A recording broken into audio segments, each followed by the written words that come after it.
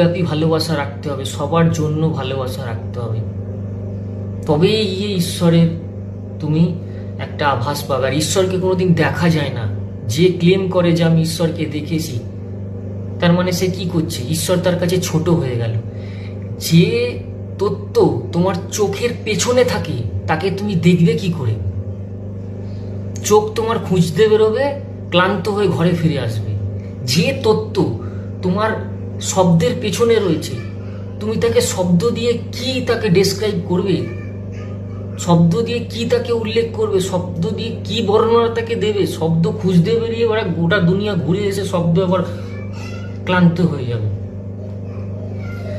ইন্দ্রিয়, আমরা যদি কোনো জিনিস দেখি সেটা চোখ দিয়ে দেখব, অনুভব করব, তাহলে কি হয়ে গেল? সে আমার গোলাম হয়ে গেল, সে আমার হাতের মধ্যে। এই যে বোতলটা আমি দেখতে পাচ্ছি আমার হাতে চলে এলো, তাহলে কি হলো? এই বোতলটা আমার গোলাম হয়ে গেল। যে তোমাকে ইন্দ্রিয় দান করেছে সে তোমার ইন্দ্রিয় নাগালে কি করে আসবে ভাই? বোঝা যাচ্ছে? এটা একটা অনুভূতি, এটাকে অনুভব করতে হয়। আর তার জন্য সেরমভাবে জীবনটাকে চলতে হয়, তবে গিয়ে জানা যায়।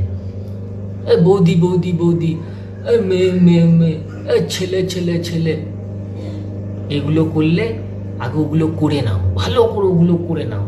ওটার সাথে ঈশ্বরকে এঙ্গেজ করে দিলে নেই, ঈশ্বর নেই, কি হবে না।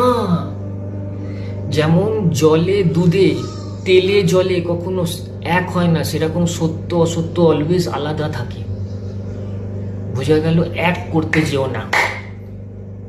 চলো, হর হর মহাদেব, শিব শম্ভু কাশী বিশ্বনাথ, হরে গঙ্গেশ্বর।